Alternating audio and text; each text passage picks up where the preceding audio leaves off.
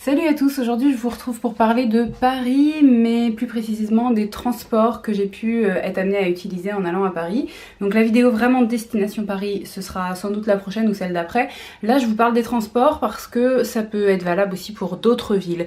Sachez que je suis allée à Paris en TGV, mais que c'était un TGV un peu spécial puisque c'était un Ouigo, donc je sais pas si vous connaissez, c'est le low cost de la SNCF en gros. Les billets enfants sont à partir de 5 €, les billets adultes à partir de 10 €, donc si on est assez rapide, on peut avoir des dates assez confortables. Le seul truc c'est qu'on n'aura pas un gros choix dans les horaires, ça sera en général une ou deux propositions d'horaires par jour et à des horaires plutôt assez tôt ou assez tard dans la journée. On n'aura pas la possibilité de transporter des gros bagages avec nous, à moins de payer un supplément, donc en général c'est plutôt des bagages à main. Il y a aussi la contrainte pour ceux qui arrivent en gare Montparnasse, comme c'était mon cas puisque moi j'arrive de l'ouest, d'arriver sur des quais qui sont plus éloignés que les quais classiques des trains habituels, donc il faut compter 10 minutes, un quart d'heure de marche à peu près. Et puis il n'y a pas de wagon-bar, mais de manière générale, moi pour le train quel qu'il soit, je conseille de partir avec un repas. Voilà, du moment qu'on a des enfants, hein, si on n'a pas d'enfants c'est pas pareil, mais du moment qu'on a des enfants, partez avec un pique-nique, comme ça quoi qu'il se passe, que le train soit arrêté sur la voie parce qu'il y a eu un problème, ou que le train parte avec beaucoup de retard et puis roule plus doucement, etc. Quoi qu'il se passe, vous savez que de toute façon vous n'avez pas cette échéance du repas qui va peut-être arriver et des enfants qui vont peut-être avoir faim. Parce que voilà, dans Ouigo, il n'y a pas de wagon-bar. Dans les autres, il y a normalement un wagon-bar, mais qui n'a pas eu le cas du wagon-bar qui exceptionnellement était fermé. Franchement, c'est vraiment très fréquent. Et puis ce qu'ils vendent en wagon-bar, de manière générale, c'est pas non plus dingue. Donc voilà, je vous encourage, si vous prenez le train, à respecter ces petits conseils, ça pourra vous aider. Sachez aussi que vos bagages doivent respecter une certaine dimension qui est notée sur le site et doivent pouvoir se glisser sous votre siège. C'est comme ça que ça fonctionne dans les Ouigo. Moi en ce qui me concerne, j'avais pris aussi un petit système de Buzzy Bag. Si vous n'avez pas vu ma vidéo sur les Buzzy Bags, je vous remets le lien là. Bon, je vais pas vous détailler ce que j'avais pris parce qu'il n'y a rien d'extraordinaire par rapport à ce que je prends habituellement. Et j'étais contente d'avoir ça sous la main en tout cas, parce que c'est vrai que de pouvoir offrir des petites activités aux enfants, ça permettait quand même de faire passer un petit peu mieux la pilule du 2 heures sur place, enfin 2-3 heures, ça dépend des trajets qu'on a fait. Mais voilà, c'était toujours un petit peu plus passable. Reste qu'à un moment les enfants ont envie de bouger et à ce moment-là, pourquoi pas traverser le train. Nous c'est ce qu'on fait lors d'un trajet en train. Quand on sent qu'il commence à s'agiter un petit peu, à avoir besoin de bouger, on traverse le train, on va voir dans tous les recoins ce qu'on peut observer, on regarde l'extérieur par différentes fenêtres et même si globalement c'est la même chose, et bien voilà, ça donne un petit peu d'animation, un petit peu de mouvement aux enfants. Pourquoi pas laisser les plus petits grimper dans les escaliers s'il y en a, ça va les occuper un petit temps, ça leur fait un petit peu de motricité.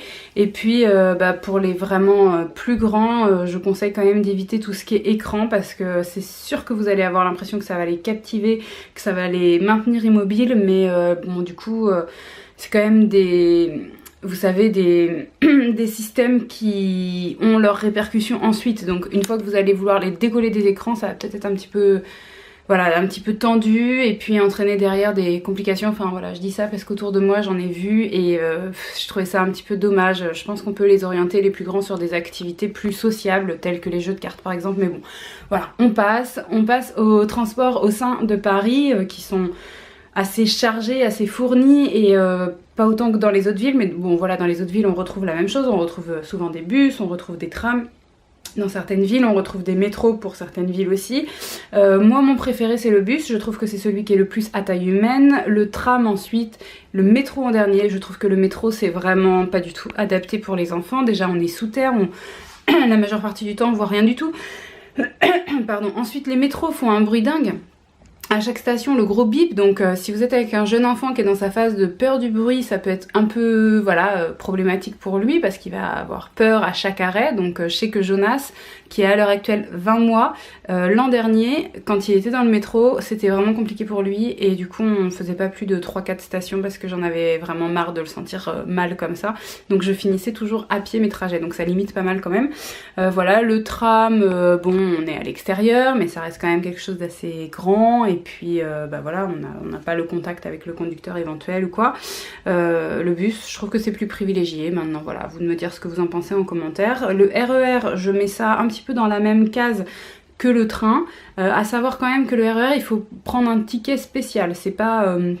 Pour tous les autres transports là dans Paris, c'est un ticket assez général qui par ailleurs coûte 1,90 si on l'achète à l'unité, 1,45 si on l'achète par carnet de 10 et qui pour les enfants de moins de 4 ans est gratuit, donc pas de ticket, et pour les enfants de 4 à 10 ans est à moitié prix. Donc ça fait le carnet de 10, j'ai noté à 7,45 €, donc voilà, ça fait quand même un petit intérêt de le savoir parce que ça évite de payer un ticket plein tarif.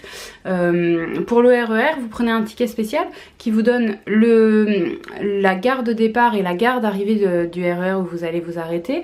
Et puis sachez que si vous vous trompez de sens, c'est pas important, c'est pas grave si ça nous est arrivé, donc je raconte quand même l'anecdote. On avait un ticket dans un sens, un ticket dans l'autre sens et on se disait mince parce que nous on veut faire 2 personnes dans le même sens et en fait ça fonctionne quand même. Voilà, donc si ça vous arrive, sachez-le, ça peut être utile. Et puis à Paris, dernière chose dont je voulais vous parler, je regarde mes petites notes sur le côté parce que là je pouvais pas les installer devant. Ce sont les taxis, les Uber. Je sais pas si vous connaissez les Uber, c'est un système un petit peu plus moderne que le taxi. C'est bien d'avoir l'application, c'est bien de pouvoir regarder où est le Uber, combien il va vous coûter de faire tel trajet. C'est très bien parce que du coup vous savez à l'avance et puis vous savez à l'avance combien vous allez dépenser, contrairement au taxi qui voilà, vous l'annonce à la fin.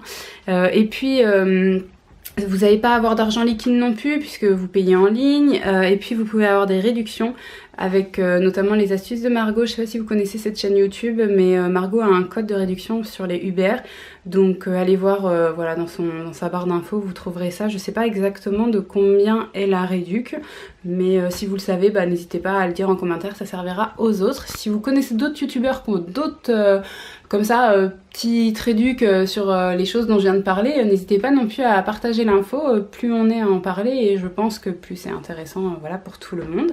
Donc les Uber ça peut être plus confortable, les taxis également, même si j'apprécie personnellement moins les taxis. Les Uber, j'en ai pas eu besoin cette année, j'en ai eu besoin l'an dernier pas mal parce que Jonas était petit et je voulais vraiment limiter ses temps de trajet. Paris c'est quand même une ville assez inhumaine hein, de ce point de vue là, je veux dire on se retrouve vite fait à avoir 1 heure de route alors qu'une heure de route en province on change carrément de ville, c'est pas du tout le même rapport au temps et je trouve que ce qu'on demande aux enfants dans les transports en commun est assez difficile.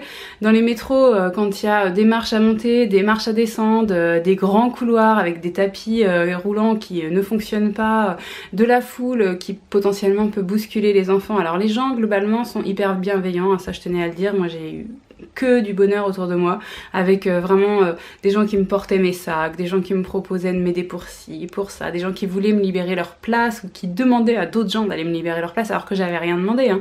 Même parfois je ne voulais pas de la place mais voilà, vraiment j'ai été très très bien soutenue, voilà, à chaque fois un regard positif, un regard aidant de qu'est-ce que je peux faire pour vous aider, donc ça je tenais quand même à le signaler, mais l'infrastructure en elle-même n'est pas adaptée aux enfants. Les très jeunes, je pense que c'est pas mal de les avoir en écharpe ou en porte-bébé. Les plus grands, bon ça va, et puis les entre les deux qui marchent mais qui peuvent vite tourner la tête, être distraits, être perdus, etc. Je trouve que c'est pas mal d'avoir un système de lanière, soit accroché à son sac, soit accroché à soi-même, qui permet à l'enfant en fait de se tenir pour se stabiliser dans les transports si ça bouge un petit peu, pour ne pas se perdre si on avance et qu'on commence à être un petit peu dans du monde, voilà, pour aussi que vous sentiez qu'il est là et pas avoir à vous dégager une main parce que si vous avez un bagage, un plus jeune, etc., vite fait vos mains sont prises. Pardon. Donc ce sont des petites astuces, mais reste à penser quand même que voilà, ces transports là ne sont pas toujours adaptés, donc je disais taxi, Uber peuvent être plus confortables. Il faut néanmoins savoir, et ce sera ma dernière info pour cette vidéo, que dans les taxis et dans les Uber, vous n'aurez pas de siège auto la plupart du temps, hein, vous n'en aurez pas, à moins de vraiment demander expressément et de tomber sur une possibilité avec une compagnie, etc. Mais en général, ils en ont pas, ils ont des dérogations pour fonctionner sans, mais bien sûr, en cas d'accident, la dérogation fait qu'ils sont dans leurs droits. Sauf que votre enfant, lui, bah voilà, s'il y a un accident, il a le dommage qu'a n'importe quel enfant qui a un accident de voiture sans siège auto. Donc il faut quand même y penser. Maintenant, je pense que c'est pas non plus la peine de dramatiser, de s'empêcher de prendre ces transports-là. Enfin, en tout cas, moi, je me le suis autorisé, mais voilà, il faut avoir quand même ça en tête. C'est un risque qu'on prend quand on fait ça. À vous de voir si c'est un risque que vous avez envie de prendre ou pas, voilà, qui vous effraie trop ou pas. Sachez en tout cas que vous n'aurez pas de siège auto. Je m'arrête là parce que c'est déjà très long et puis dans une prochaine vidéo, comme je vous disais, on reparlera de Paris. Donc pour l'instant, je vous dis ciao ciao, bye bye et puis à bientôt pour une prochaine vidéo.